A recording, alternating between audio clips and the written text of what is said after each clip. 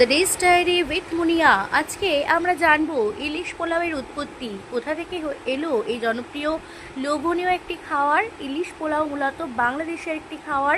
ভারতের পশ্চিমবঙ্গ অঞ্চলের একটি ঐতিহ্যবাহী বাঙালি খাবারে পরিণত হয়েছে, যার মূল উৎপত্তি স্থল হলো বাংলাদেশ। এটি বাঙালির সংস্কৃতির উৎসব উদযাপনে মাছের রাজা ইলিশ এর নান্দনিক ব্যবহার হিসেবে পরিচিত।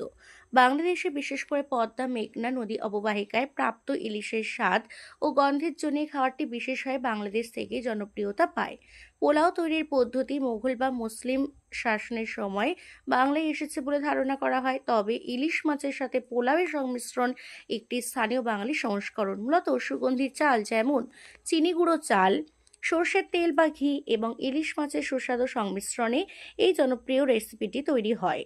ইলিশ মাছের নিজস্ব একটি তীব্র গন্ধ এবং স্বাদ রয়েছে, যা পোলাওয়ের চালের সাথে মিশে একটি অনন্য স্বাদে পরিণত হয়। উৎসবের দিন বা বিশেষ আপ্যায়নে ইলিশ পোলাও অত্যন্ত জনপ্রিয় একটি রেসিপি।